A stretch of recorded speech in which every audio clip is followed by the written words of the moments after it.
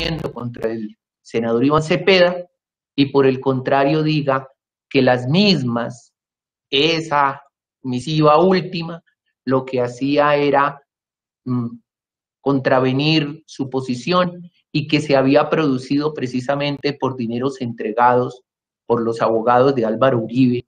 Estos son los abogados Cadena y Salazar. Debemos así poner las cosas en su justo lugar. Lo que aquí venía ocurriendo era una situación en la cual el señor Carlos Enrique Vélez venía sosteniendo uniformemente una versión en diversos escenarios y solo ante la sala de instrucción de la Corte varió esa versión en los sentidos ya señalados. Ese es el estado justo y ordenado de las cosas conforme a los medios de conocimiento aludidos y analizados por la Fiscalía.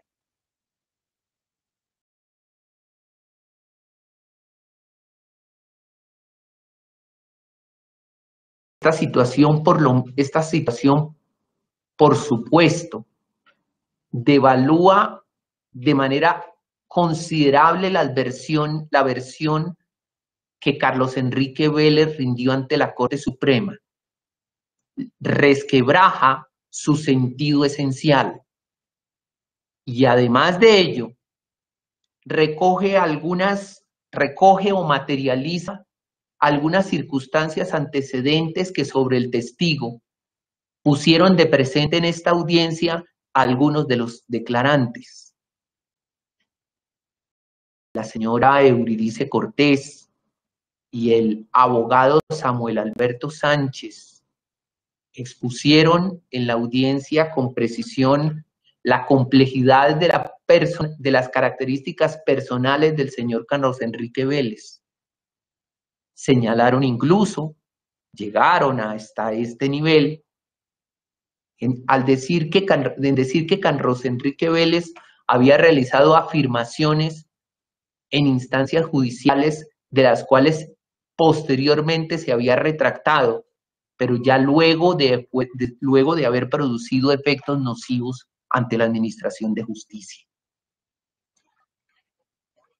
Pero lo más grave de todo no son estos análisis o conceptos acerca de la personalidad y de algunos antecedentes que se pueden vislumbrar en torno al señor Carlos Enrique Vélez, sino un aspecto específico relatado en las declaraciones de los internos o de los procesados Fauner José Barahona, John Jaime Cárdenas, Darley Guzmán Pérez y la misma Eurídice Cortés, en donde señalan con precisión, de manera coincidente, a Carlos Enrique Vélez les abordó para que los acompañara testimonialmente en su nueva versión, llegando peor aún a mencionarles que ese cambio de versión o ese acompañamiento a su nueva versión les reportaría beneficios personales, beneficios de carácter patrimonial, lo que sin lugar a dudas, en conjunción de todas esas declaraciones, devela un interés marcado de Carlos Enrique Vélez que explicaría aquel cambio de versión, un interés personal de carácter económico. Ello, además, concuerda con lo declarado por el abogado Diego Cadena, en el sentido de que Carlos Enrique Vélez le realizó peticiones económicas al colega suyo, Juan José Salazar, para no declarar contra los intereses de Álvaro Uribe. Pero no solo la versión de Diego Cadena, ahora aquí también articulada por los declarantes ya citados precedentemente. Los audios que escuchamos en la tarde de ayer, aportados por el abogado Diego Cadena, traen la voz de Carlos Enrique Vélez en mensajes dirigidos al abogado Salazar, con contenidos inequívocamente corroborantes de esa hipótesis.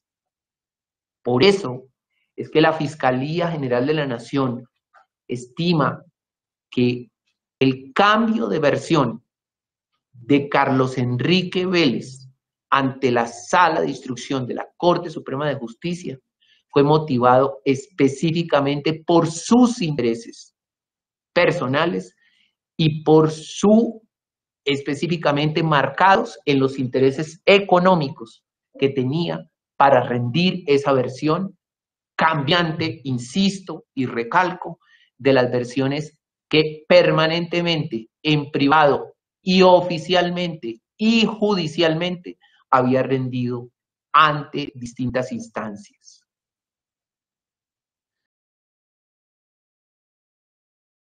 Por supuesto, esa interpretación también impacta las circunstancias aducidas por la Corte, en el sentido de considerar no suficientemente explicado el hecho de que Diego Cadena, de su puño y letra, hubiera diligenciado la carta del 18 de julio del 2017, en contra, supuestamente, de la independencia o de la libre autonomía de Carlos Enrique Vélez. Por supuesto, ello contrasta con el hecho mismo de que Carlos Enrique Vélez sí estampó en aquella carta su firma y su huella.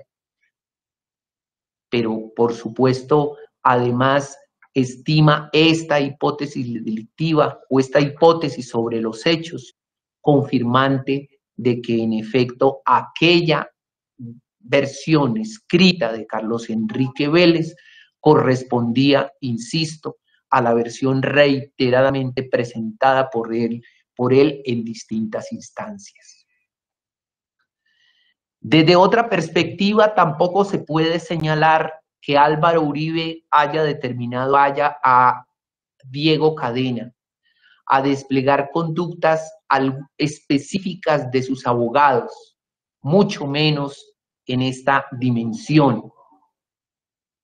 En atención a que entre ellos existía un mandato de representación jurídica, específicamente tendiente a realizar una actividad de investigación y de recaudo probatorio en ejercicio del debido proceso y del derecho de defensa que le asistía en aquel momento al doctor Uribe Vélez de defender sus intereses en instancia judicial.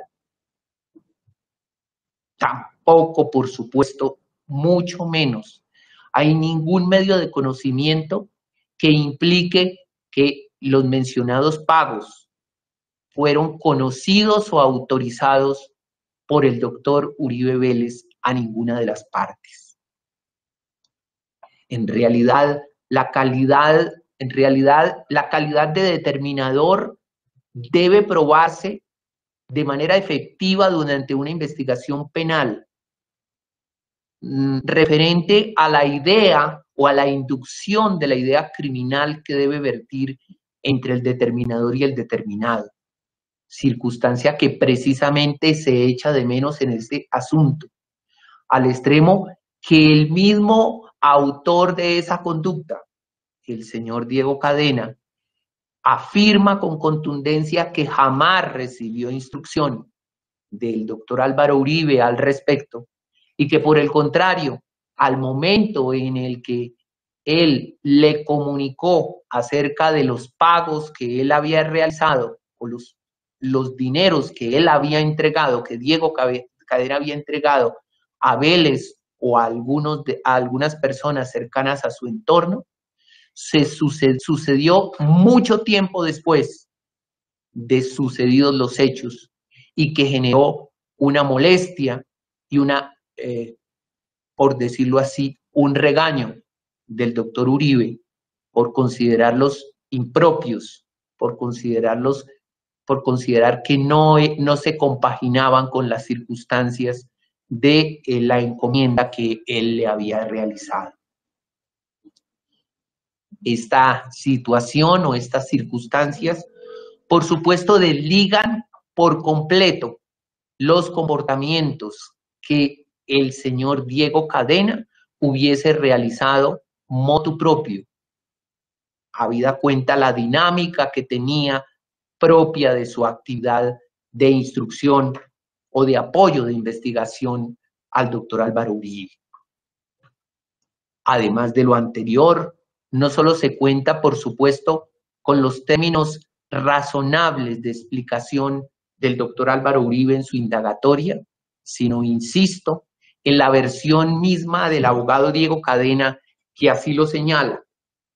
Y también es afirmado por el contenido de las interceptaciones a las comunicaciones telefónicas que se han traído aquí, que son indicativas de manera absoluta, en el sentido de que las indicaciones dadas por el doctor Uribe Vélez a su abogado estaban ceñidas de manera precisa y puntual por el respeto al ordenamiento jurídico. Por supuesto, señalando de qué manera se estaba confiando en un abogado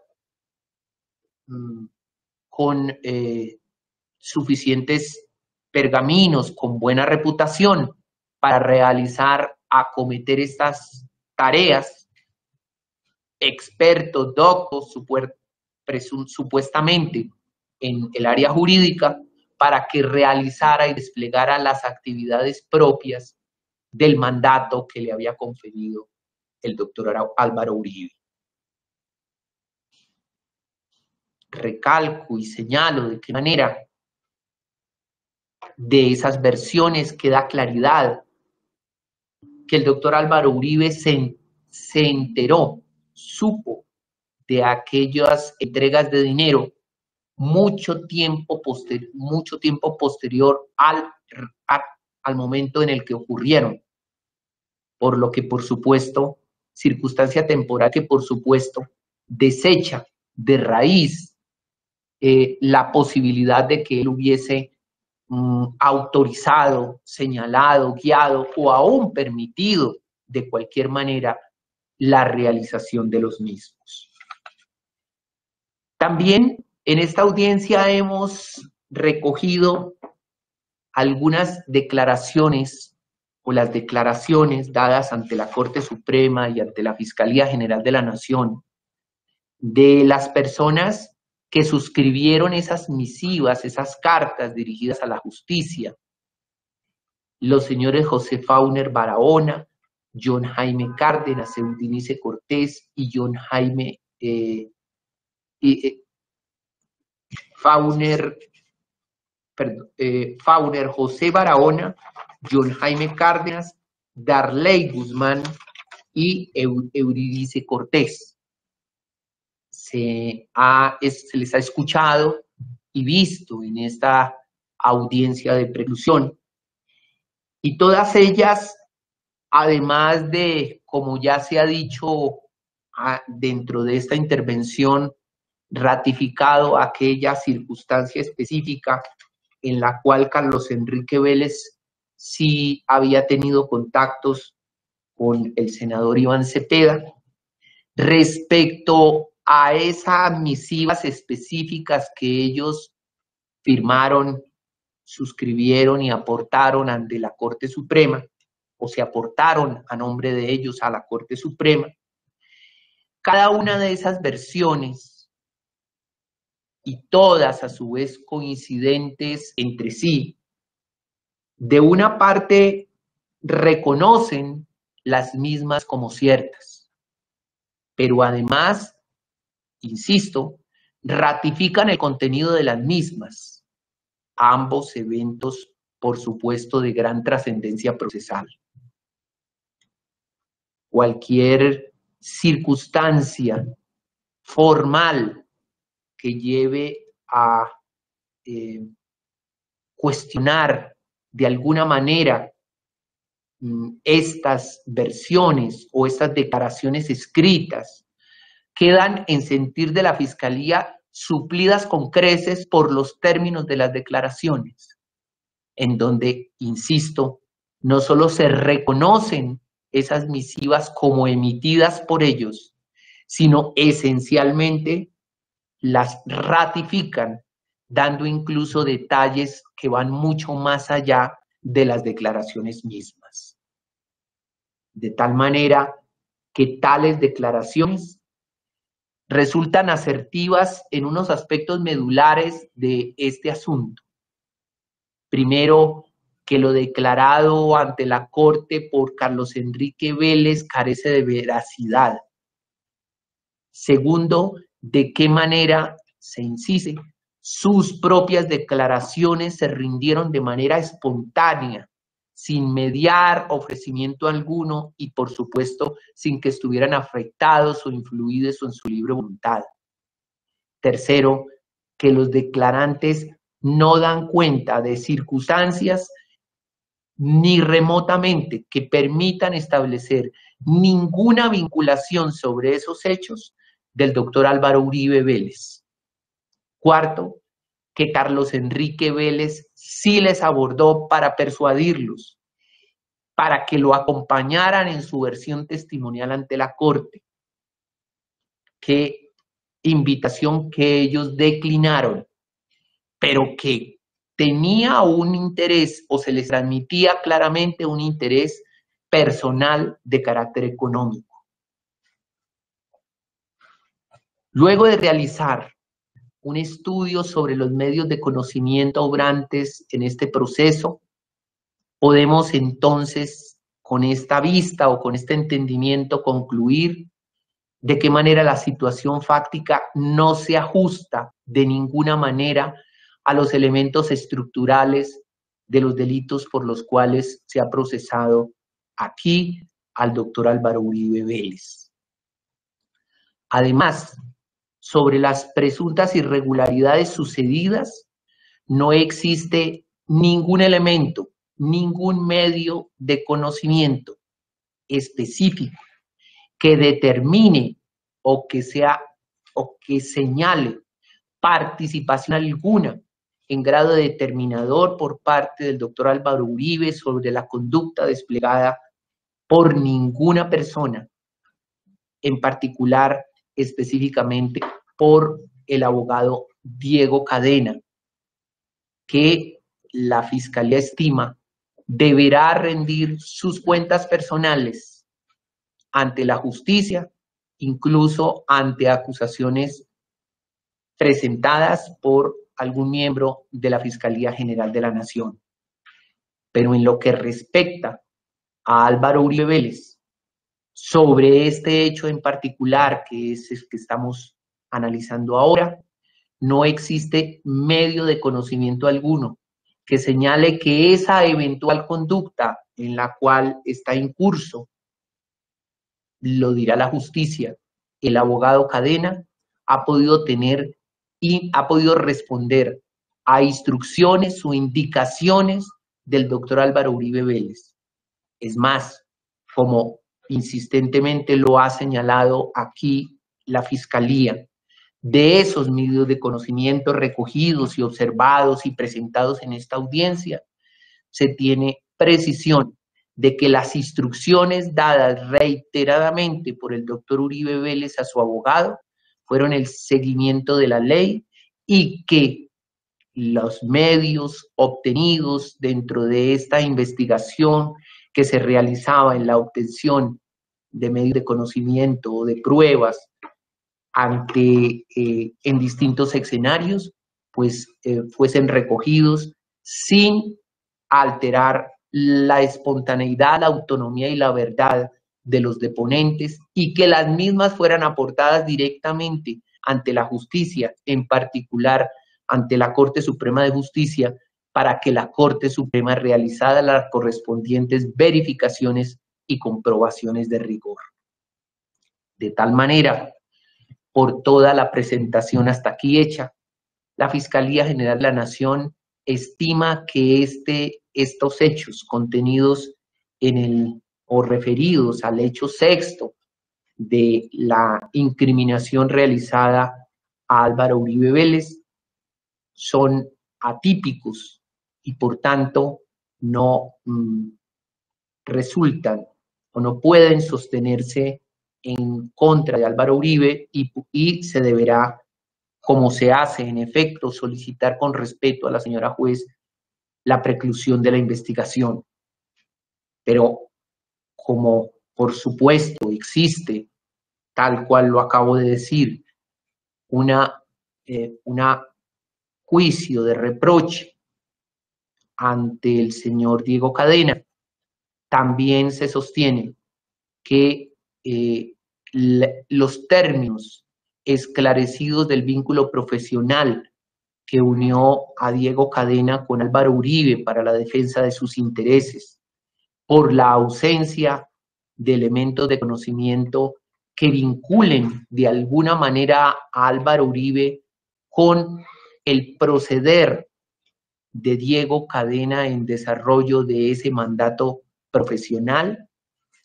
En tal virtud, la Fiscalía también insiste en que por ausencia de intervención del doctor Álvaro Uribe Vélez en estos hechos específicos, pueda realizarse algún juicio de reproche y en virtud de ello también la Fiscalía expresamente solicita por esta causal de ausencia de intervención de esos posibles hechos ilícitos que se haya cometido en desarrollo de ese mandato, la preclusión de la investigación.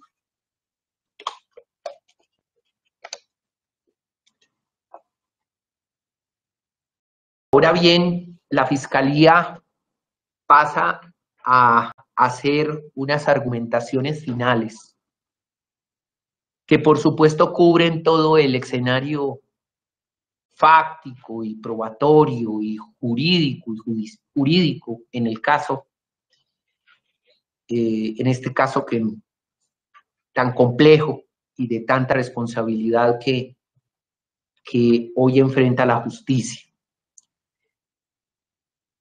Y yo quiero señalar en primera instancia lo siguiente sobre ello, una vez hemos agotado pues todos y cada uno de los hechos en materia de investigación.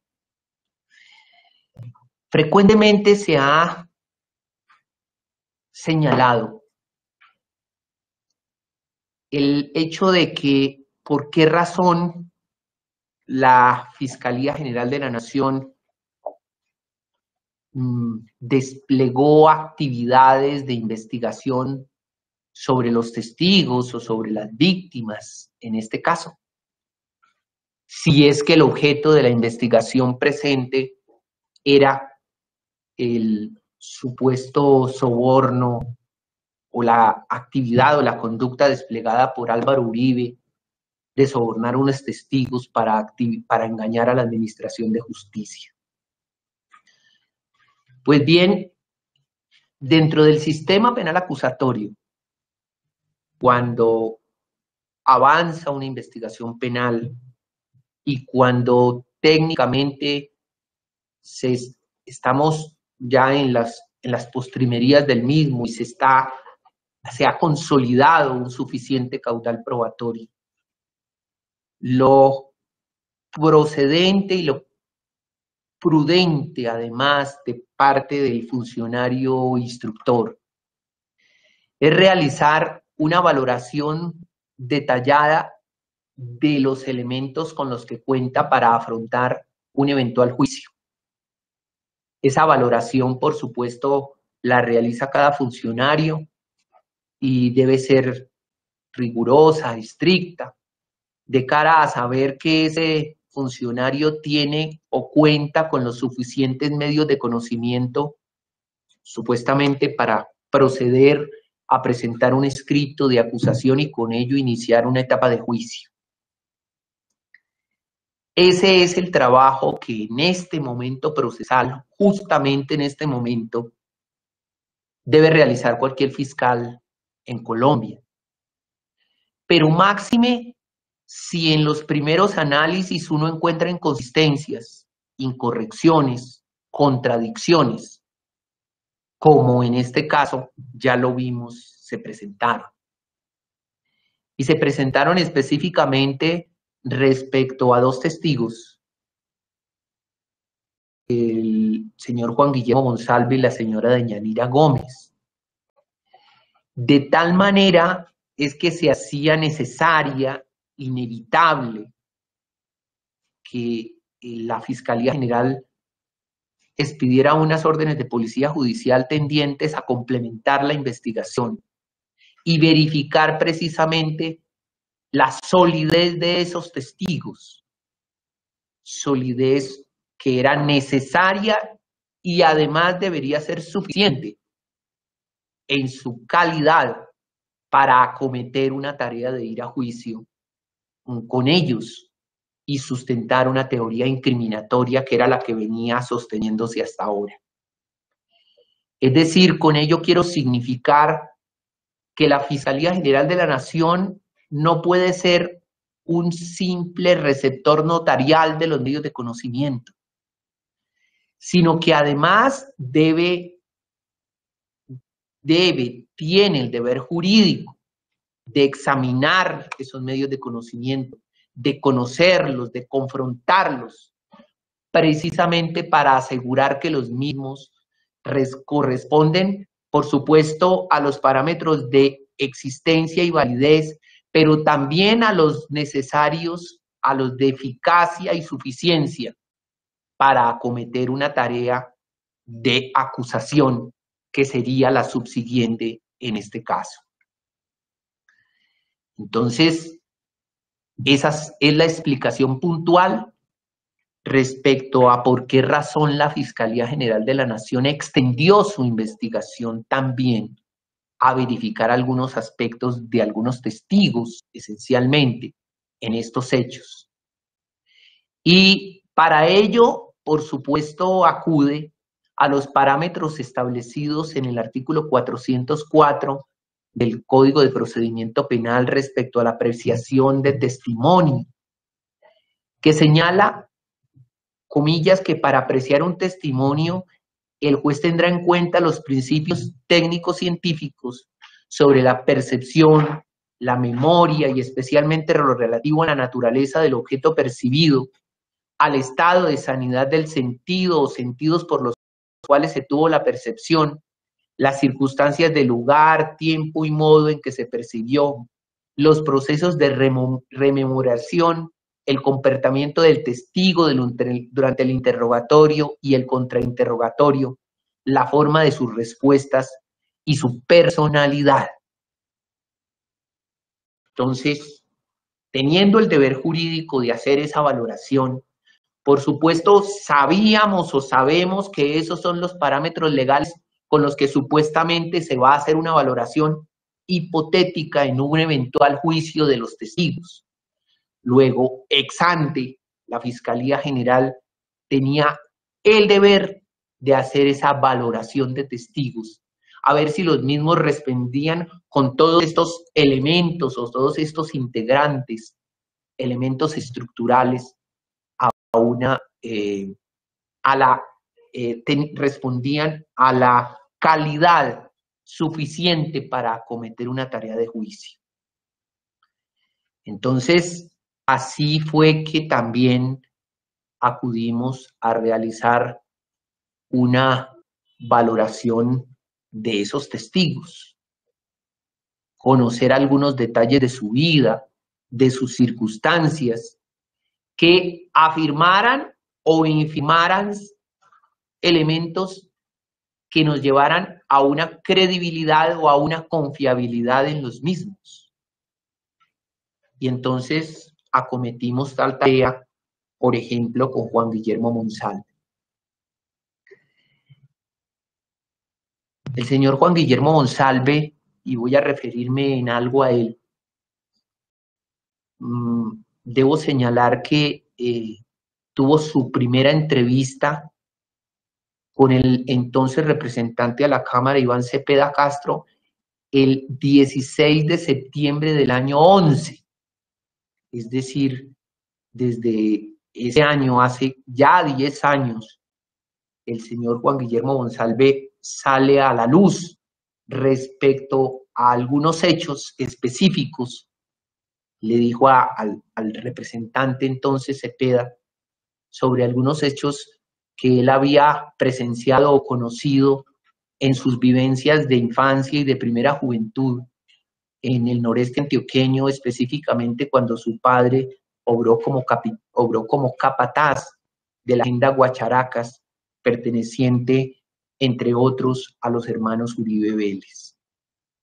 Después, y a raíz de eso, y en la medida en que se fueron judicializando algunos aspectos surgidos de aquella primera versión, Juan Guillermo Monsalve ha tenido algunas salidas judiciales que por supuesto han ameritado la atención de la Fiscalía. La primera de ellas en septiembre del año 12 ante la Fiscalía ante la Corte. Y otras que sobrevinieron, la de una que declaró ante un fiscal de derechos humanos en noviembre del 13, y ya vinieron las participaciones del señor Monsalve en primera instancia en el proceso que se surtió ante la Sala Penal de la Corte Suprema de Justicia contra el senador Iván Cepeda. También declaró en el proceso que se le siguió al senador Cepeda en la Procuraduría General de la Nación, y finalmente otras declaraciones también ante la Corte Suprema, pero ya en referencia al tema de testigos. La Fiscalía en esta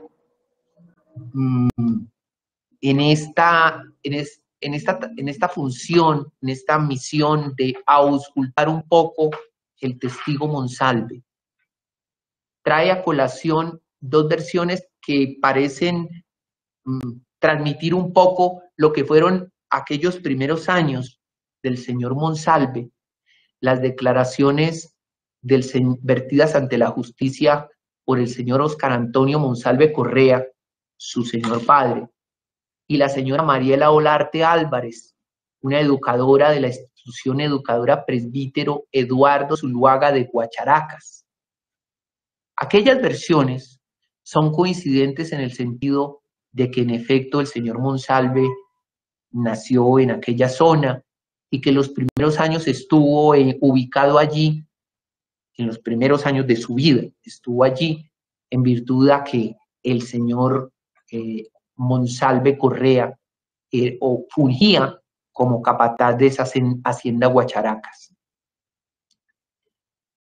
También insisten que en la medida en que Juan Guillermo iba creciendo, pues simultáneamente con sus tareas específicas tratando de formarse en aquella escuela que allí citaba, pues también inició algunas tareas del campo en apoyo a su padre primero, y luego esencialmente destacan siempre una función de vaquero, siempre insistiendo y recabando en esa función, pero ninguno de ellos, ni su señor padre, ni tampoco aquella profesora que ha estado por muchísimos años y hoy sigue en esa función de educadora de esa escuela en aquella zona del país, afirman o sostienen que observaron en Monsalve algo más allá de eso y mucho menos vínculos con un entorno violento que sí se presentaba en la región,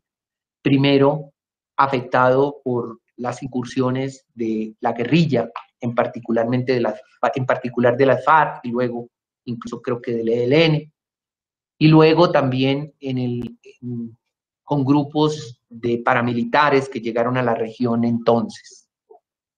Esas versiones entonces son trascendentes para entender un poco aquel entorno que vivió el señor Monsalve en sus primeros tiempos.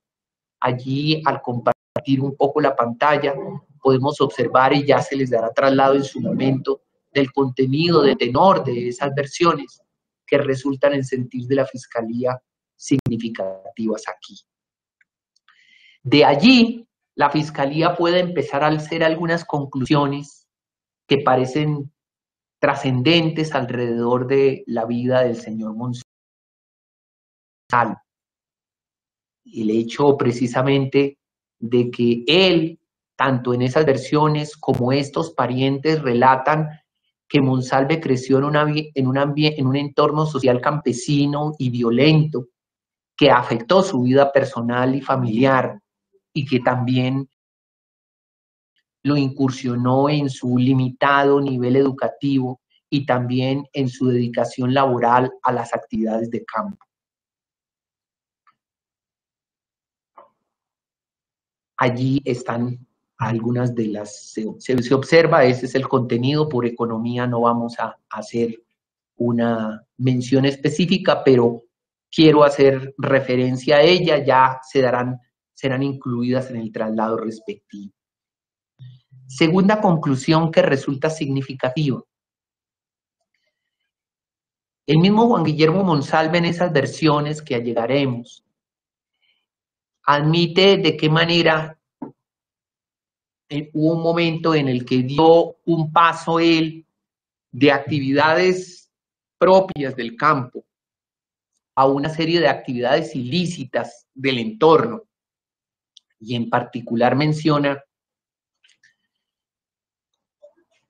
de qué manera él participó en algunas actividades dentro de algún laboratorio de narcóticos que allí se presentaba en la región, y también dice alrededor de pinchar el tubo, como se estila coloquialmente mencionar esto, es decir, el hurto de combustible en la región. Entonces, de aquellas versiones del mismo Monsalve en aquella época, se puede señalar que Monsalve empezó una actividad delictiva desde entonces, que perduró siempre a lo largo de su vida hasta cuando fue capturado en el año 2008, fecha en la cual desde la cual se encuentra privado de la libertad ejecutando unas penas.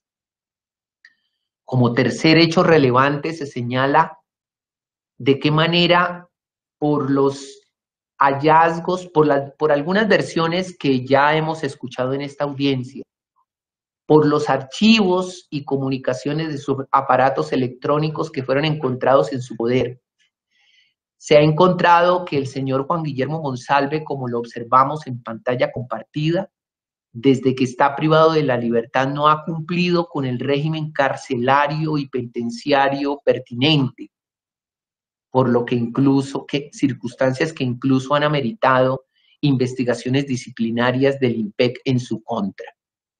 Ello, por supuesto, en nuestro interés de vislumbrar y conocer de qué se trata el señor, o de los detalles del entorno y de la vida del señor Juan Guillermo Monsalve. Aquí aparecen precisamente en pantalla compartida los documentos que adjuntaremos acreditando este hecho, en el sentido precisamente de que ha sido recurrente el incumplimiento del señor Monsalve al régimen penitenciario y carcelario, que ha motivado incluso pues algunas investigaciones que están en curso por parte del INPEC. Cuarto hecho significativo,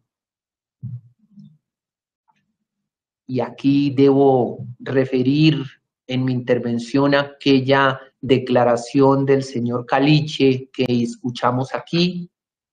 Se tienen fundados motivos para creer que el señor Monsalve, aún privado de la libertad, ha persistido en algunas actividades ilícitas.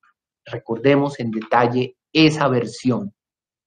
Pero además, también se han compulsado las copias respectivas para que se investiguen no solo esos hechos penales que están en curso, sino también el proceso de extinción de dominio sobre la finca La Veranera, sobre la cual hay suficientes indicios sospechosos en cuanto al origen ilícito de los recursos con los que aparentemente el señor Monsalve adquirió.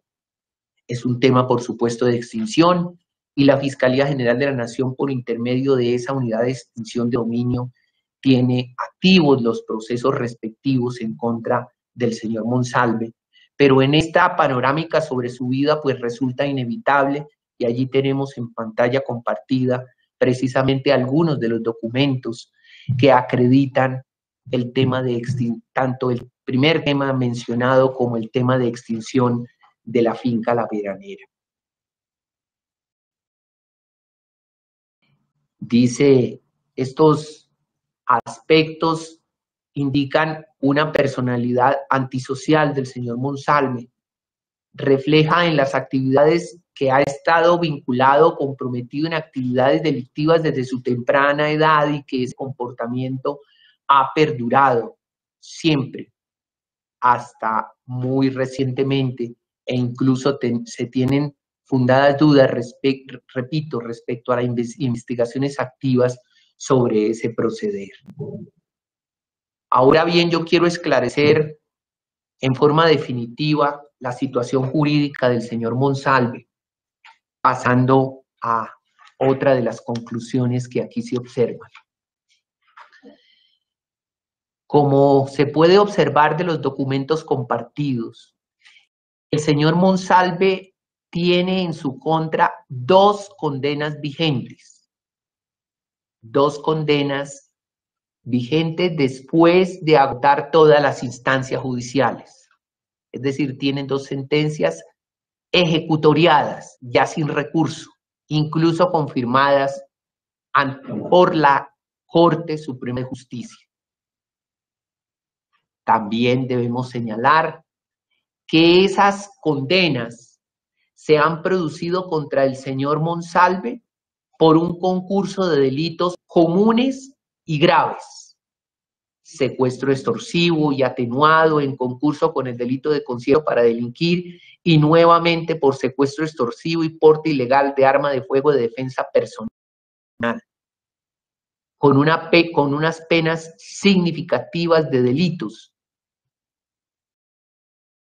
teniendo hoy una pena acumulada, aún por acumulación jurídica de penas, de 572 meses de prisión y 24.415.66 salarios mínimos legales mensuales vigentes, además de la pena accesoria de inhabilidad de derechos y funciones públicas de 20 años. Esa es la pena que reposa específica sobre el señor Monsalve. Además del contenido de esas decisiones judiciales que se allegarán, se debe tener claridad que el señor Juan Guillermo Monsalve fue condenado como jefe del grupo delincuencial Los Rastrojos por delitos comunes, nunca como miembro de ninguna organización paramilitar, ni por los delitos de concierto para delinquir con fines de asociación para conformación de esta clase de grupos.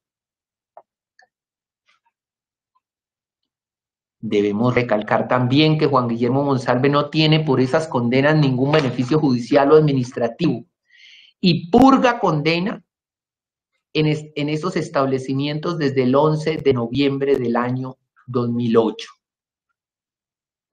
Conclusión, el señor Monsalve no tiene ninguna condena por delitos de conformación de grupos paramilitares o relacionados, a pesar de que él afirma que estuvo durante más de 10 años vinculado a las AUC.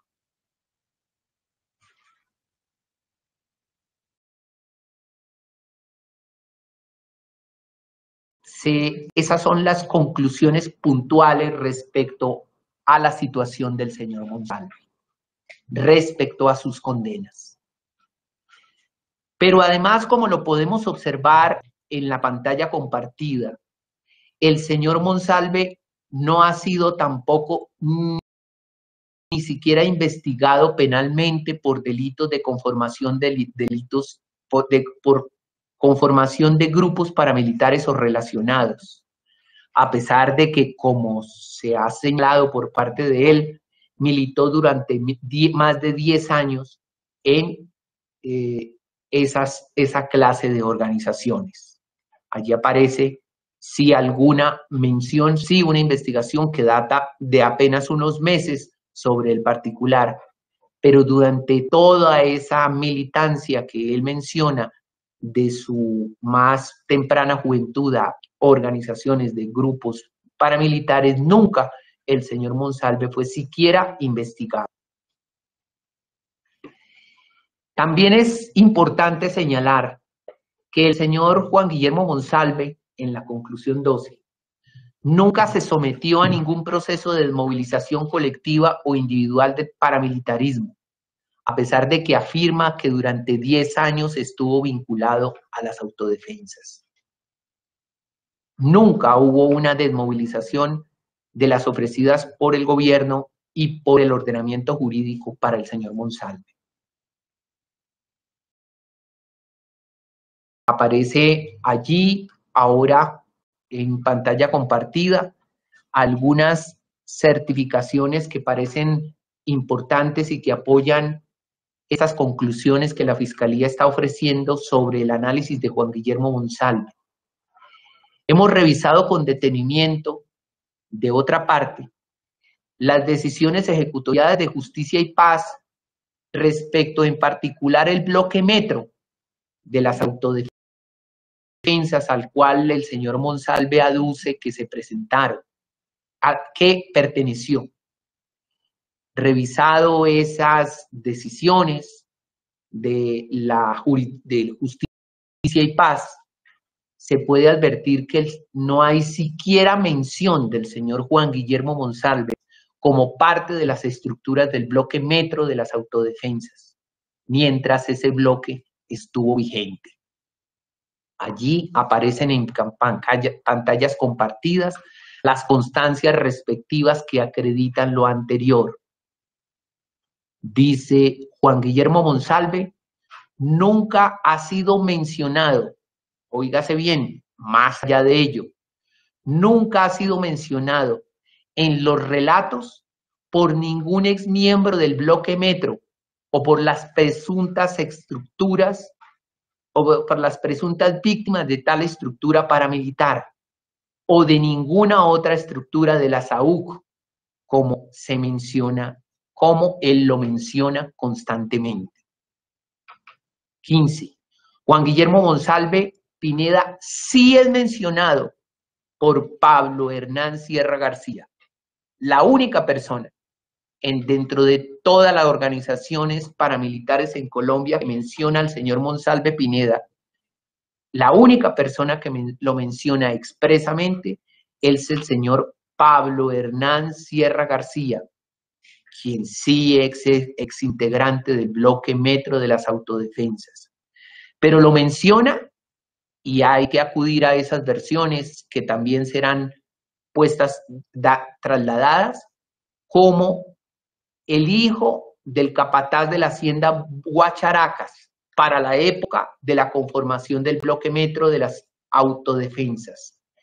Y por tal relación, como cercano a los propietarios y administradores de esa finca, a quien se les atribuye el génesis de esa organización. Debo señalar y recalcar que aún Pablo Hernán Sierra no le asigna cargo, rango ni rol dentro de las autodefensas al señor Monsalve. Es más, el señor Pablo Hernán Sierra, en su declaración surtida en Justicia y Paz el 25 de octubre del 2011, que conoció a Juan Guillermo Monsalve por la relación conjunta que tenía con la abogada Mercedes Arroyave por encargo de Iván Cepeda. Eso nos permite edificar el vínculo, relación real que existe entre Pablo Hernán Sierra y Juan Guillermo Monsalve. Y entonces pasa una cosa muy curiosa, además, cuando pasamos al detalle de vislumbrar las declaraciones de Juan Guillermo Monsalve y su pertenencia supuesta a miembros de a diversos grupos o bloques de las autodefensas. Juan Guillermo Monsalve, el día 11 de marzo del 2015, aseveró ante la Corte Suprema de Justicia que había pertenecido también entre el 2006 y el 2010 y el 2007 al bloque Andaquíes de las autodefensas. Podemos ver en pantalla compartida la declaración firmada por el mismo Monsalve, en donde le hace esas aseveraciones a la Corte Suprema. Pero esta vez ya no dice que perteneció al bloque metro, sino dice que perteneció al bloque Andaquíes, entre el 6 y el 7. Y contrario a ello, vamos incluso a escuchar una parte de esa declaración. Escuchemos esa parte, por favor. ¿A cuántos años es que usted está condenado? Condenado a 40 años y no tengo ni nada que ver con eso. ¿Y qué delitos es que son? ¿Unos secuestros? Puros secuestros. ¿Ocurridos en dónde? En Caquetá. ¿Y que se los atribuyen a quién o qué? A mí. ¿A usted como particular o como, miembro de las autodefensas? Primero, en la captura, me capturan en Neiva, supuestamente porque había hecho una llamada. Se pierde el audio.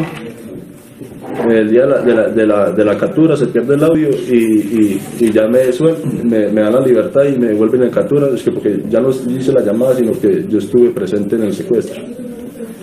Y me meten con formación de grupos y paramilitares y por autodefensa. Y cuando, como a los días, esas cosas de Esquebacrí, y ya no era autodefensa, sino Esquebacrí. Y estaba esa señora fiscal diciendo que yo era desmovilizado de bloque Andaquir. No sabía y así quedó eso. ¿Y entonces a usted dónde lo capturaron? En Neiva. ¿En Neiva?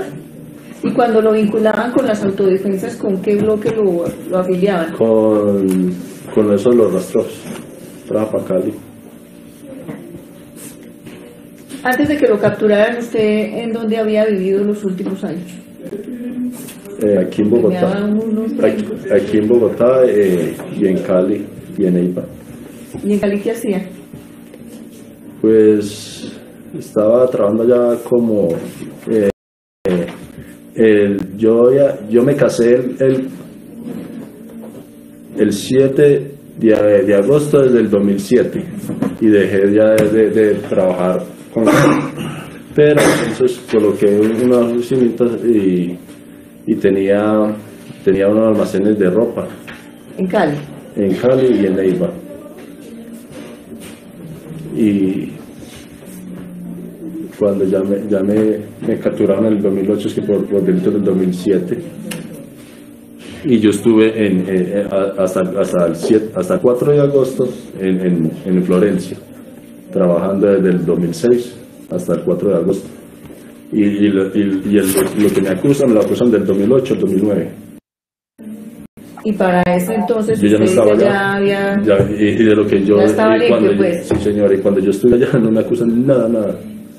Y llamé una fiscal en ese tiempo que llamé a Medellín, llamé a una fiscal porque supuestamente manejaba yo 300 muchachos allá en Florencia y me capturaron a mí, se acabó porque era como capturarme a mí nomás, y llamé a una fiscal en Neiva para el día que llamé a Medellín para entregar por ejemplo. A mí me mataron 8 muchachos entrando allá y me perdieron 19 fusiles, y los muchachos me los pasaron como el 14 frente a la FARC, el coronel. ¿En Neiva? En Florencia, cuando entré en el 2006, y me los pasaron como si fueran de la guerrilla. Pero venga, espere que me pierdo con su relato. Cuando usted llega a Florencia con todos esos muchachos, ¿usted llega como qué? ¿Como haciendo parte de qué grupo? Yo formé el grupo allá. Ah, es que usted formó su propio grupo. Sí, pero después de la desmovilización de allá, nosotros, el patrón negoció la zona allá con un señor que tenía en Cali, negoció la zona allá con la gente que estaba entregando. ¿Y su patrón quién era? El muchacho ya lo mataron en Medellín. ¿Y de dónde había salido ese patrón?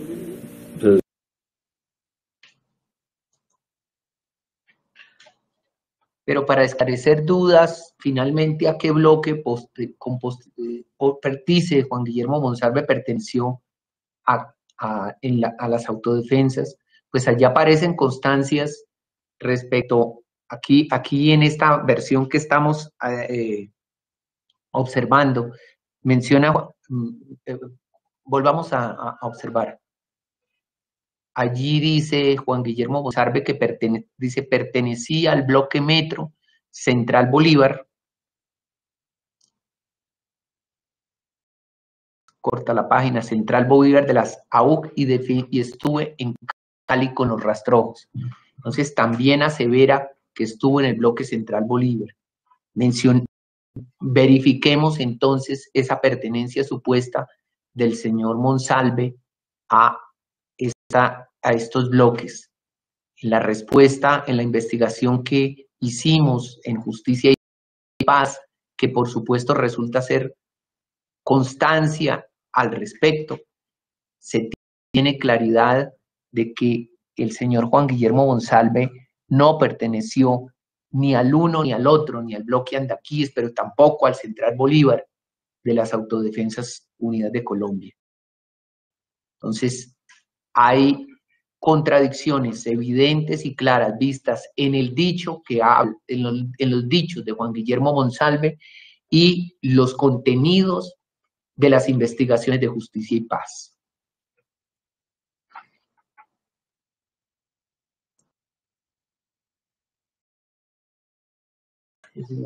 También Juan Guillermo Monsalve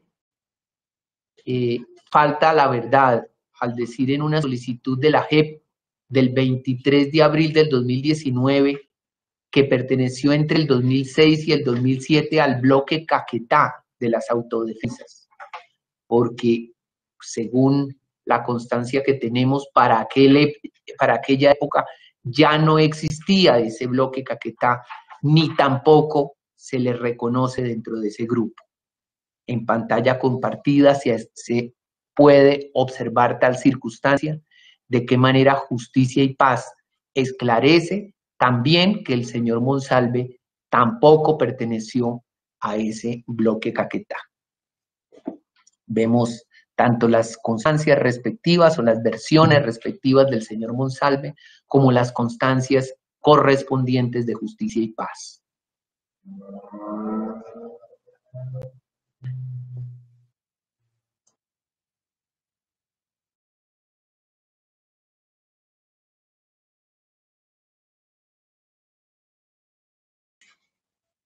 En los relatos del señor Juan Guillermo Monsalve refiere que como miembro del bloque Metro, haber primero cuidado la hacienda Guacharacas, luego haber cuidado ganado, luego haber participado en un laboratorio de psicoactivos y en el hurto de gasolina bajo órdenes directas de Villegas.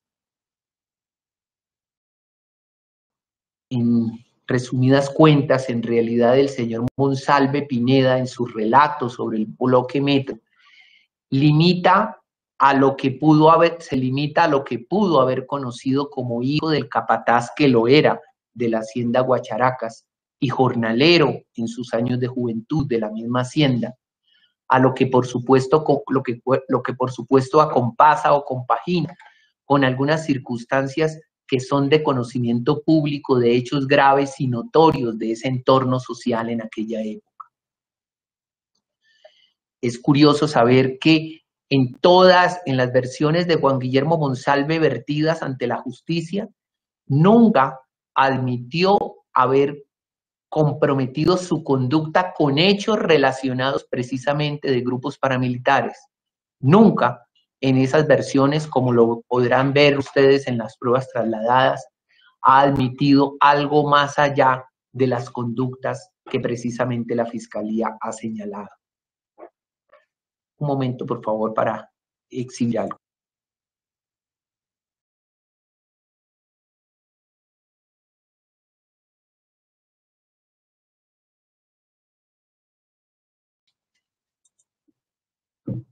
Sí aparecen y sí se ha señalado recurrentemente unas fotografías que aparecen en pantalla compartida y que el señor Monsalve sí aportó en alguna diligencia judicial, en donde aparece con uniforme camuflado. Y él dice que esas fotografías fueron en inmediaciones de la finca de la hacienda Guacharacas, y que explican o acreditan, dice el señor Monsalve, su pertenencia a grupos paramilitares en aquella región. Esas son las fotografías que él adjuntó a una diligencia judicial en pantalla compartida. La Fiscalía trató, por supuesto, era su deber de hacer alguna verificación acerca de esos hechos. Y pues en primera instancia quisimos verificar aquel entorno en el cual se desarrollaba, queda ubicada la hacienda Guacharacas, y cómo era, y a ver si correspondía de manera precisa y puntual a ese dicho del señor Monsalve respecto a las circunstancias en las cuales había sido fotografiado en los documentos que anexaba. Entonces la Fiscalía fue hasta la hacienda Guacharacas, hizo unas tomas fotográficas que allí se exhiben en pantalla compartida mientras yo intervengo para economizar esta intervención, pero de las cuales por supuesto se darán traslado al finalizar pues, esta intervención a la señora juez y a todas las partes. Incluso hubo una toma de video que apenas en un minuto quiero compartir con ustedes para precisar algo, una circunstancia puntual. Veamos un minuto del video de la hacienda Guacharacas.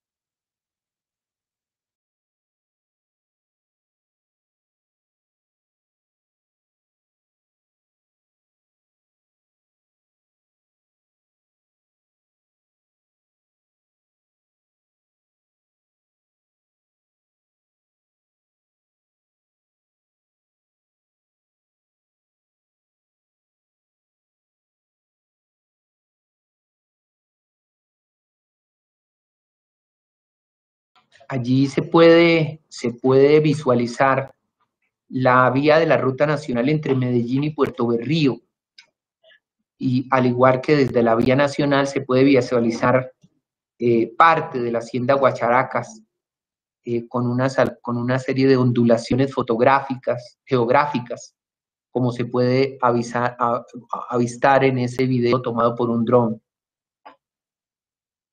Asimismo se identifica hacia el sur una serie de montañas sobre la línea horizonte. Además, se puede observar que es una zona despejada y de fácil observación, de fácil visualización en todos los alrededores, lo que implica, por supuesto, que resulta fácil detectar cualquier situación irregular o presencia de personas en la región.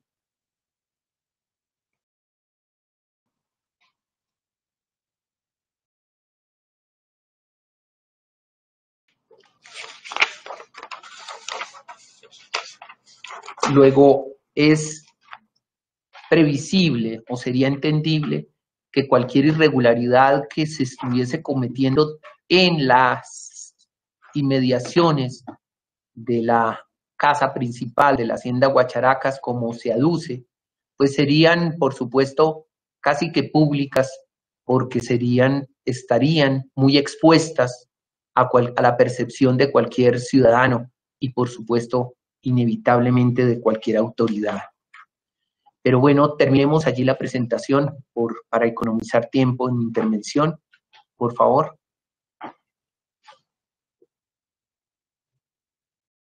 Quisimos entonces buscar el origen de esas fotografías, más allá de incluso ese trabajo de campo que se estaba realizando, y entonces se recepcionó una declaración que resulta significativa, la del señor Reiber Antonio Corso, declaración rendida ante la Fiscalía General el 19 de abril del 21, y que describe específicamente, dice, lo que él presenció respecto a esas fotografías de Monsalve.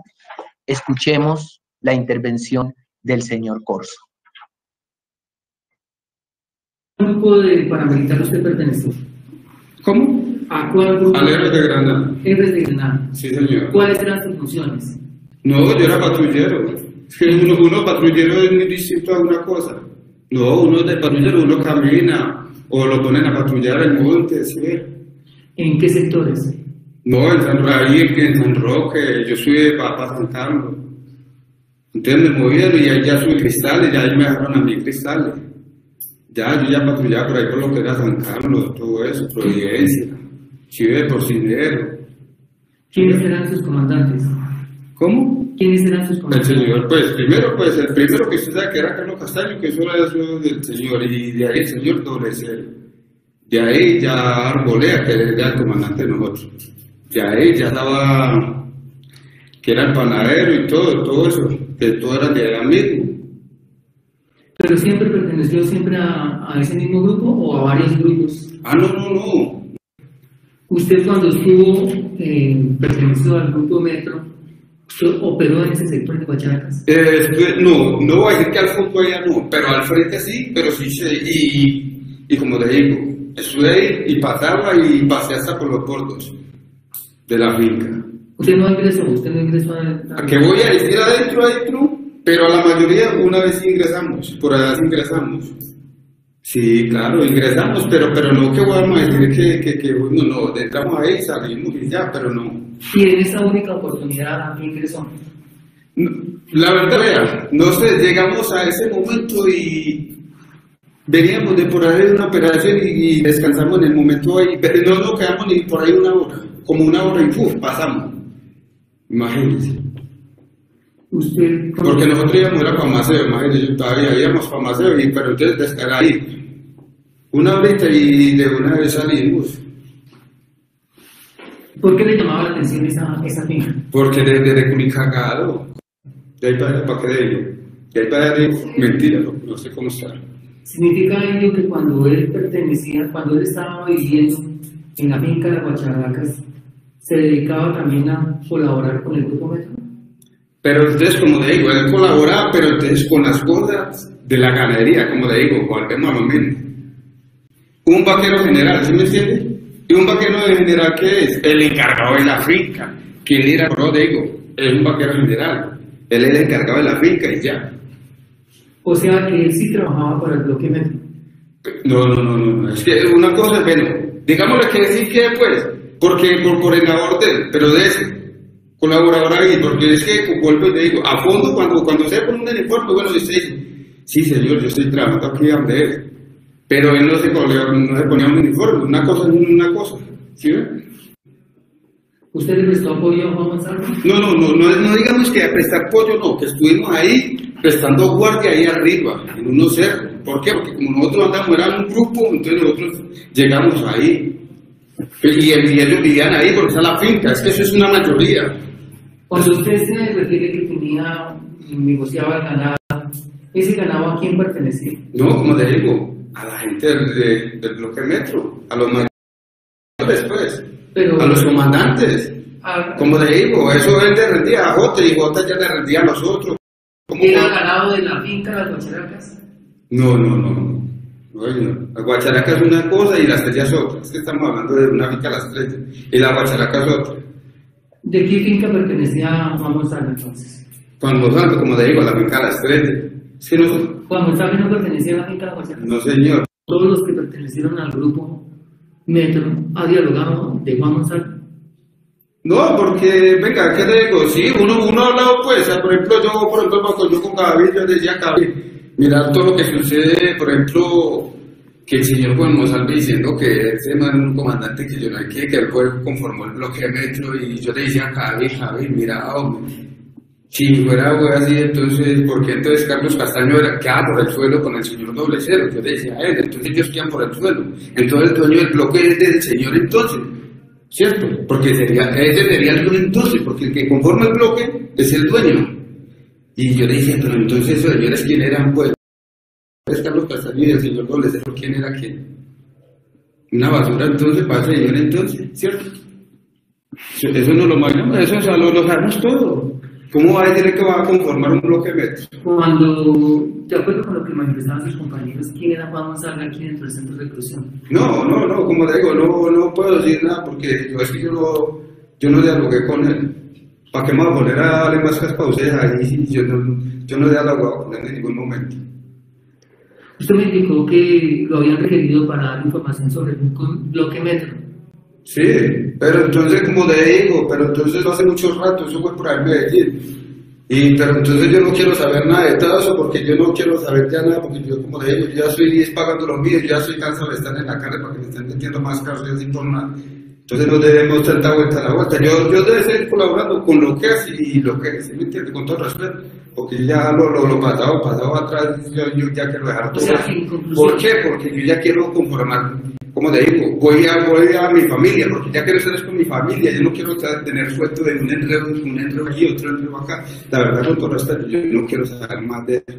Yo ya quiero estar tener mi mente pues, lo que voy a pagar y lo que ya es lo que me falta para irme y con mi familia ya, porque yo no quiero saber nada de más, ¿sí me entiendes? Con todo el respeto y ya, y hasta donde, como le digo, hasta donde te pueda colaborar, de colaborador, pero no mucho pues, hasta ahí, ya, porque yo también tengo que sacar mi espacio. en conclusión, usted me informa que Juan Monsalve no creó el glucometro. No, volvemos a lo mismo. Contesta, perdón. Juan Monsalve no creó el glucometro. Juan Monsalve conformó el bloquemetro, pero cuando era hacendado o jefe de la hacienda de la finca La Estrella. No, mayordomo es para que tenga más guapa, mayordomo que de la finca de La Estrella. de la finca La Estrella, No un de la- vaquero general. Un vaquero, más no de la finca Guacharaca. No, la finca de la Guacharaca no. ¿Tuvo usted conocimiento si Juan Monsalve tenía un vínculo o relación con los Uribe? Volvemos a lo mismo, no sé, porque la verdad es que Incluye en cortar uniforme. vea, yo te cuento pues algo si quieres saber algo un poquito más que me ha olvidado y te voy a contar algo pues que eso es por darse lujo. Uno cuando se quiere dar lujo, uno se lo da. En la finca La Estrella Buena, en toda la carretera hay una corraleja, escúchenlo más de baile, es lo que es. Hay una corraleja, ahí hay un plancito y el señor ahí con los mismos vaqueros se puso unos uniformes para que dijeran que eran del bloque metro, si eran, es lo que queremos saber usted más al fondo, porque yo sí sé, porque pocas palabras van a entender, es lo que ustedes quieren saber más. El señor se tomó, porque uno no tiene eso, pero si donde las tuviera se las mostrara, donde las tuviera, algún día. El señor ahí en el plancito, vuelvo y te digo, hay unas corralejas, para entrar a la finca La Estrella, ahí. Se tomó una foto el señor ahí, con la pistola, un fusil ahí para que él fuera el bloque metro. Sin ser así, siendo un vaquero general. Y cierro comillas para no decir más palabras. Sí, claro. Cierro comillas, no digo más una palabra. Sí, espérame que le voy a hacer la siguiente precisión. No, pero yo ya callo ahí, con todo respeto, yo ya no Es callo que más no para no entiendo. decir más palabras. Sí, pero por favor explíquenos esa transición de ser el vaquero y no pertenecer al bloque metro a ser un integrante activo del bloque metro. ¿Qué diferencia había? No, por eso te digo, no voy a callar más, yo no voy a hablar más, yo no voy a hablar más en el momento. Pero eso hasta ahí, es como te digo, vuelvo y te voy a regalar esta otra palabra, vuelvo y te digo lo mismo. Él se tomó unas fotos, ahí no lo estoy mintiendo, ojalá ustedes fueran por allá, ahí en la corraleja, le estoy diciendo, ahí en la corraleja, toda afuera.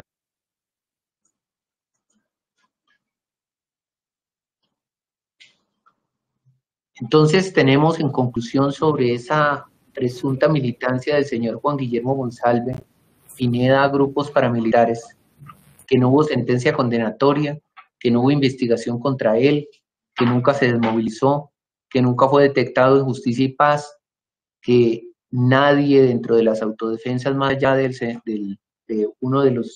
una persona lo señalan como hijo del capataz de la hacienda Guacharacas.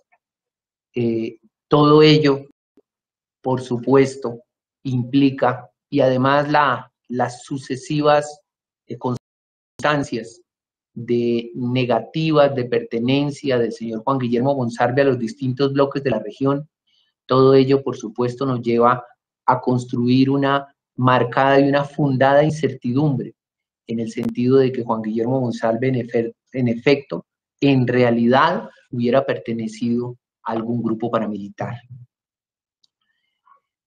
Juan Guillermo Monsalve también ha expresado en varias oportunidades su voluntad de colaboración con la Administración de Justicia, y esto siempre tendiente a obtener beneficios judiciales.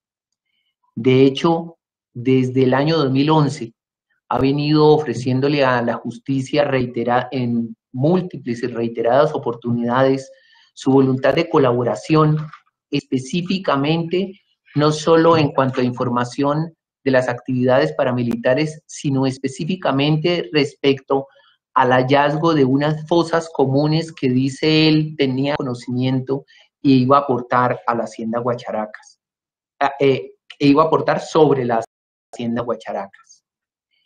De hecho, así, y por ello la Fiscalía General ha llamado en reiteradas ocasiones, como se puede observar en la pantalla compartida, al señor Juan Guillermo Monsalve para recaudar esas informaciones que él desde el año 11 ha venido ofreciendo sobre los grupos paramilitares y específicamente sobre unas fosas comunes. En sucesivas oportunidades, como se puede observar también en la pantalla compartida, el señor Monsalve ha evadido esos compromisos con la justicia, siempre con uno u otro pretexto, ha justificado de alguna manera su ausencia para comparecer y finalmente afirmar y declarar sobre lo que se ha comprometido desde el año 2011.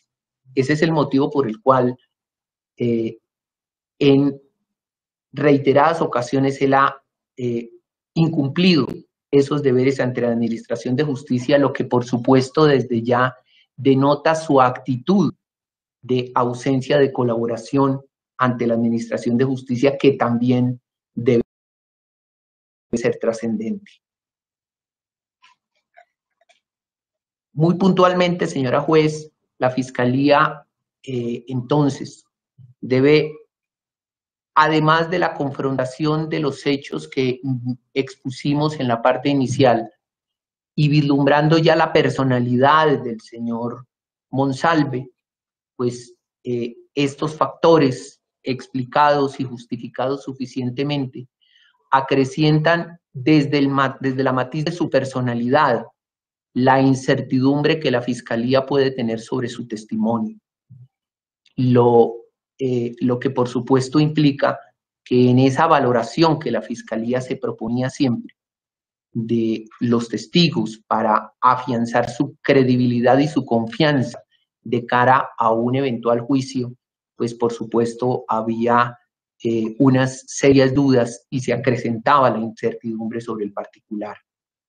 Yo no voy a hacer mayores comentarios sobre el tema de la señora Deyanira Gómez, porque en sentir de la Fiscalía ella en realidad tiene un papel, no marca un papel de testigo directo de los acontecimientos, sino es esencialmente un testigo muy de referencia de la información que ella recaudaba de su esposo. Entonces, por economía de la audiencia, vamos a hacer omisión de eso y para yo pues avanzar en esta ya conclusión que voy a presentar.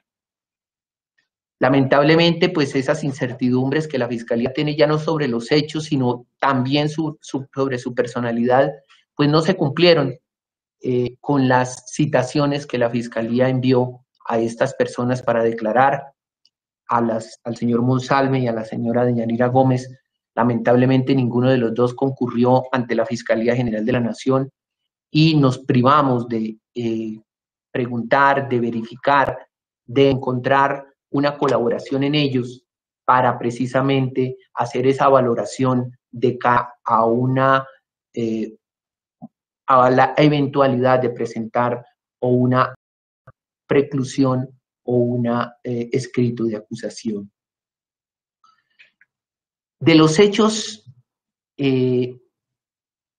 vistos o analizados, los 6 hechos hasta aquí presentados, la Fiscalía en realidad sobre estas personas, más allá de esa incertidumbre, de esas dudas que se tienen, como se vio en el hecho en el que la Fiscalía compulsó las copias penales, de igual manera en los subsiguientes también ha observado de qué manera Juan Guillermo Monsalve participó en algún acecho de testigos, ubicando en las cárceles testigos en contra de los hermanos Uribe Vélez.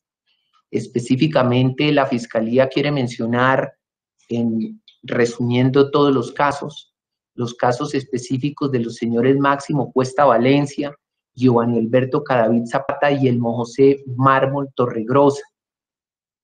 Esa conducta que estas personas expusieron en sus declaraciones y que es indicativa claramente de unos hechos que comprometen la conducta de Juan Guillermo Monsalve sobre el particular, también ameritan, señora juez, que la Fiscalía, este fiscal, compulse copias contra Juan Guillermo Monsalve para que se le investigue penalmente por esas conductas específicas.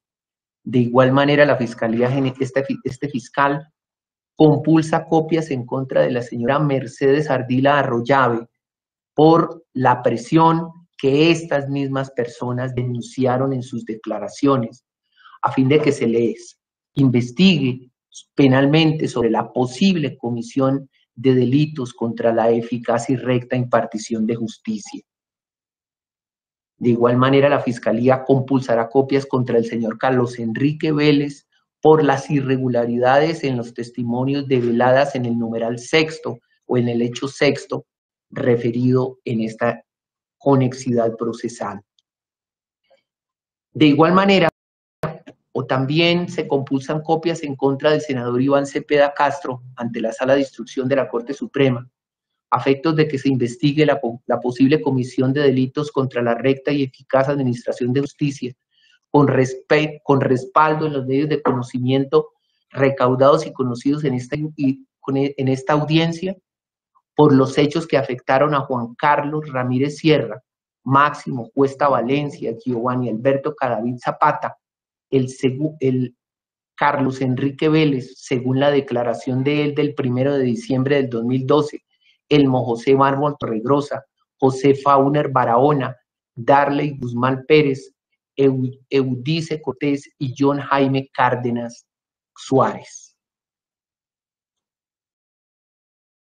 Y es que lo que advierte este fiscal delegado del análisis ahora conjunto y final de los hechos investigados es que Álvaro Uribe Vélez, apremiado por los procesos judiciales en los años 2017 y 2018, resolvió canalizar las pródigas informaciones que le llegaban por diversas fuentes y asumirlas con un trabajo de verificación e investigación en la fuente, y así, en ejercicio de sus derechos, respaldar su defensa en los estrados judiciales.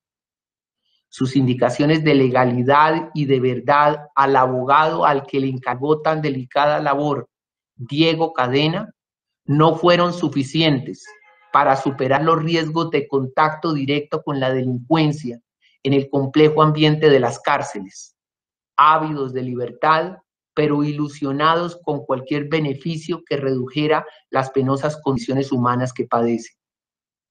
Cadena no siempre obró con la cautela esperada. De hecho, tanto la misma Fiscalía General lo ha llevado a juicio por su proceder y de ello se encargará la Administración de Justicia. Pero en lo que concierne a Álvaro Uribe Vélez, como se ha visto en detalle en cada hecho acumulado en este caso, otorgó un mandato profesional a un abogado, a quien por su experticia en el derecho penal y también por su reputación y experiencia podía fundadamente confiar una misión tan especial, a quienes instruyó precisamente con las indicaciones citadas y a quien hacía un control continuo de gestión. De todo ello da fe el propio Cadena, así como su entorno cercano. También se acredita ello con múltiples audios de las escuchas de interceptaciones telefónicas. Sin embargo, a los riesgos connaturales a la actividad propuesta, se suma que en efecto, tal y como ha quedado demostrado en los hechos que precisamente generaron las compulsas de copias, personas inescrupulosas con intereses oscuros aprovecharon las circunstancias para invertir el sentido de las cosas y dejar huella para variadas interpretaciones. De allí que el mandato legal de una interpretación conjunta de las pruebas, en este caso, sea más necesaria que nunca para esclarecer el verdadero patrón de comportamiento y el verdadero patrón delictivo. Esta es la hipótesis de interpretación de la Fiscalía General de la Nación, construida en ejercicio de inferencia lógica desde el riguroso contenido probatorio a efectos de que se aplique la consecuencia que en derecho corresponda. Hasta el momento, la presente petición de preclusión se ha solicitado por las causales de atipicidad de la conducta y ausencia de intervención del hecho investigado, causales 4 y 5 del artículo 332. Ahora, queremos realizar una petición subsidiaria a la anterior, invocando la causal de imposibilidad de desvirtuar la presunción de inocencia, prevista en el numeral sexto del artículo 332 y videm, y se procede puntualmente bajo las siguientes razones. El presente caso fue iniciado y tramitado por la Sala Especial de Instrucción de la Corte Suprema de Justicia y luego por la Fiscalía General de la Nación, desplegando todas las posibilidades probatorias en la medida de que se impartieron las órdenes de policía judicial necesarias para el recaudo humanamente posible de los elementos probatorios, evidencia física e información legalmente obtenida, tal y como se ha advertido de manera notoria en esta audiencia, para cada uno de los hechos concurrentes en esta investigación. No existe actividad probatoria posible que esté pendiente de ser recaudada. La presunción de inocencia es una garantía fundamental de todas las personas, conforme a lo previsto en los artículos 29 de la Constitución Política y 7º del Código de Procedimiento Penal, presunción que obviamente como principio fundante incluye todas las etapas procesales. Como en esta instancia del proceso, de la culminación de la investigación penal, nos encontramos ante la alternativa de proceder a presentar de los elementos materiales probatorios, evidencia física e información legalmente obtenida,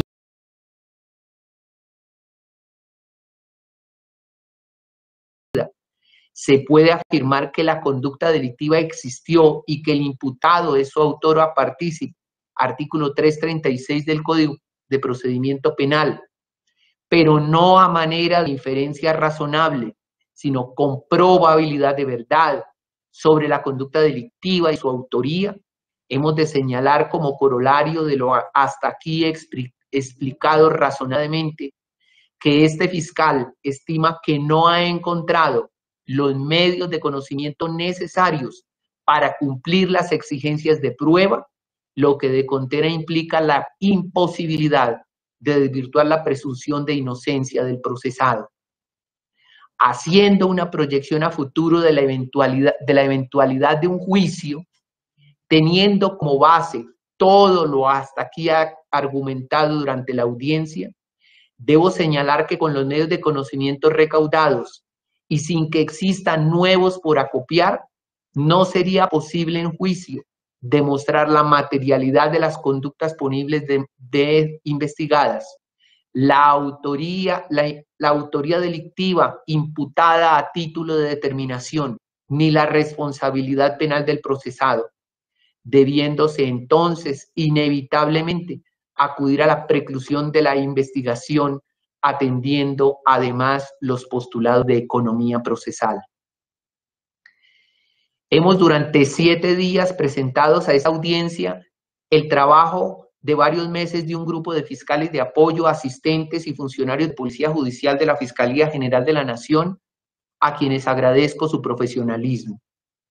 Nuestro compromiso ante esta audiencia ha sido el presentar los medios de conocimiento obrantes sobre cada uno de los hechos investigados, tanto los practicados por la Corte Suprema como por la Fiscalía General de la Nación, y así lo hemos hecho con aplicación y rigor.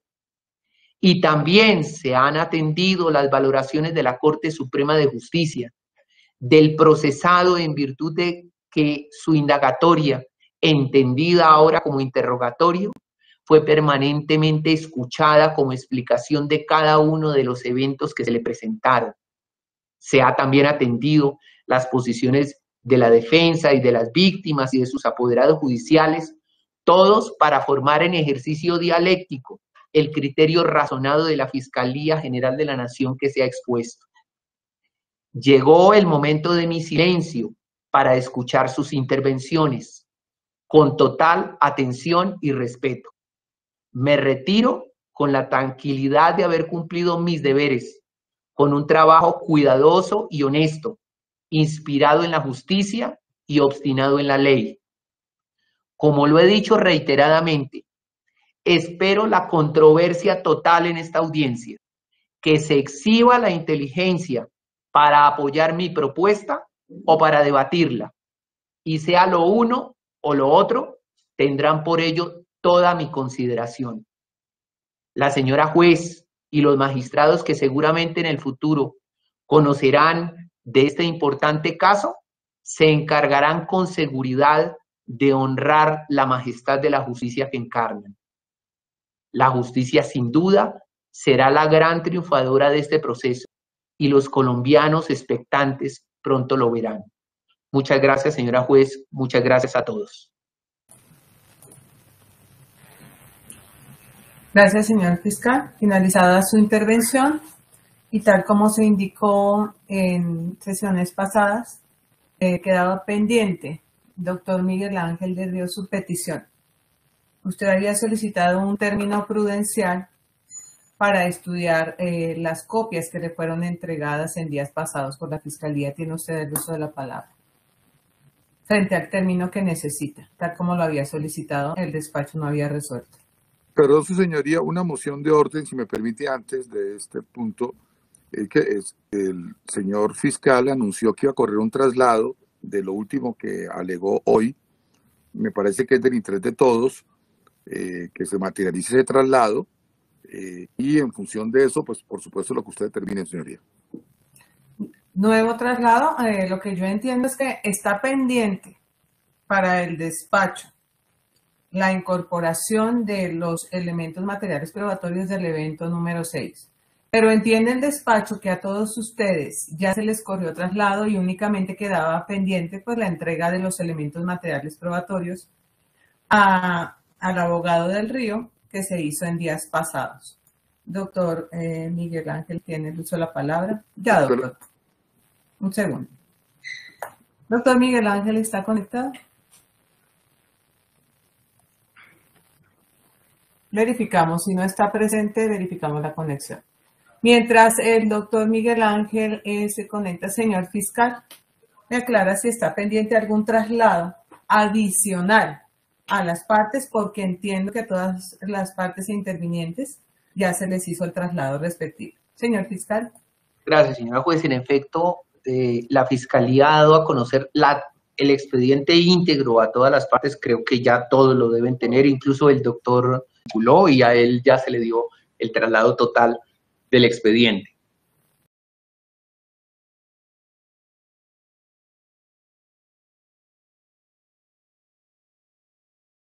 Ahora bien, y por supuesto, los medios de conocimiento que la Fiscalía ha presentado en cada uno de los casos están dentro de ese documental, por supuesto, que está allí.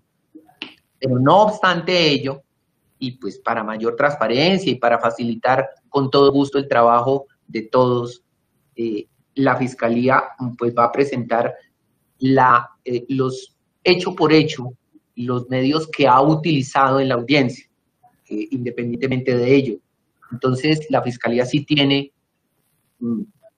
habiéndose dado el traslado a todos, y al señor procurador, a la defensa, a todos los apoderados de las víctimas, la Fiscalía sí tiene, para facilidad del trabajo, si le parece, señora juez, es una gran cantidad de elementos probatorios y, por supuesto, sería muy dificultoso para todos, y yo lo entiendo, ubicar una prueba y controvertirla. Entonces, para facilidad del trabajo de todos, la Fiscalía quiere dar traslado específico de los elementos que ha presentado en esta audiencia. Entonces, tenemos allí ya un listado que vamos si la señora juez desea compartirlo, yo le envío a usted y la señora juez lo comparte con las partes. No sé qué mecanismo utilizar, señora juez, a este respecto. Sí, señor fiscal, se le había solicitado en días pasados que una vez finalizara su intervención, compartiera usted en pantalla ese listado y de la misma forma que se van a compartir para todos, incluyendo al despacho. La organización que usted elaboró. Sí, doctor Miguel Ángel, ¿usted se había desconectado? Su señoría, me había sacado el sistema y no me dejaba entrar hacía algunos minutos mientras terminaba la intervención del doctor Gabriel Jaime, su señoría. Y yo quería, no sé a partir de los últimos 5 minutos qué se puede haber debatido que no tengo conocimiento, si me lo pueden hacer saber con dos particularidades. Para no, perdón, doctor, que lo interrumpa, para no seguir pues dilatando esta actuación. Una vez finalice ya la audiencia, la Secretaría procederá a compartirle el link de la audiencia completa para no proceder a repetir la intervención.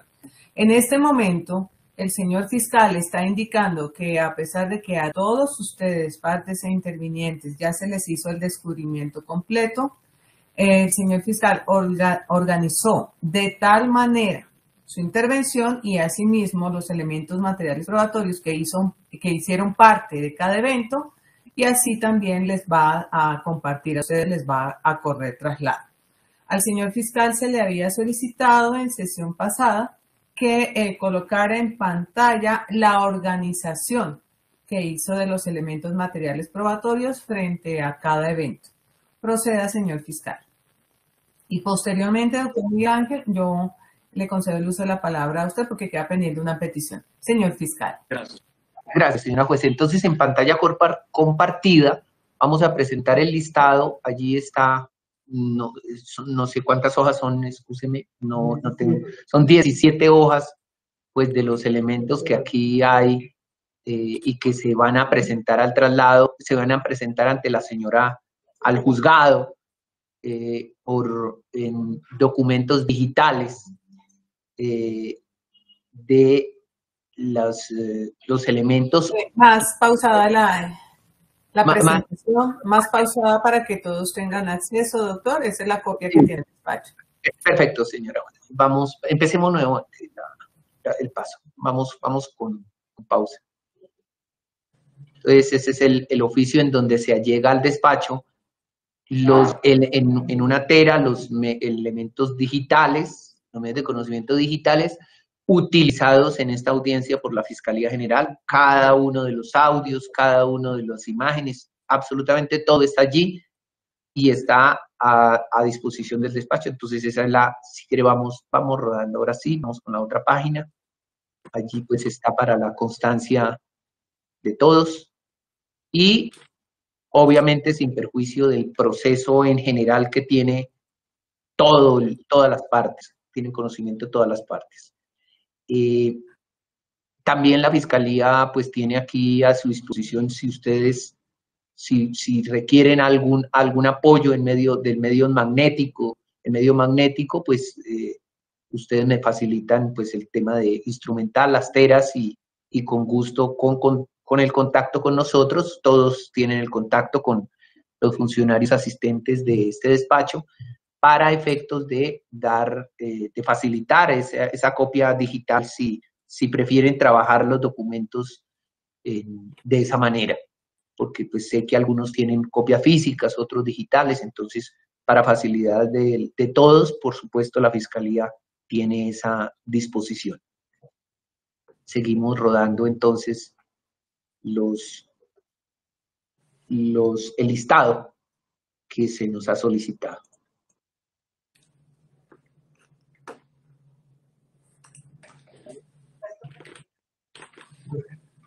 Solo queda, ¿qué pasó? Solo queda faltando, señora juez, el listado del caso sexto, que me lo están construyendo en este momento, y que yo presentaría, creería yo, mañana a primera hora, que aquí están los primeros 5 eventos.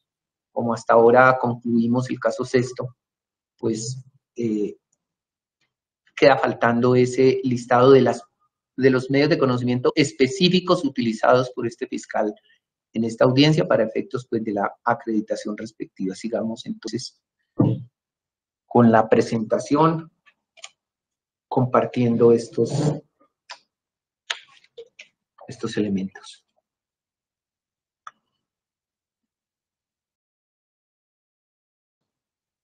Despacio. Vamos despacio ahí, despacio, despacio, despacio, para que se comparta y ella se realice la toma también para la constancia procesal.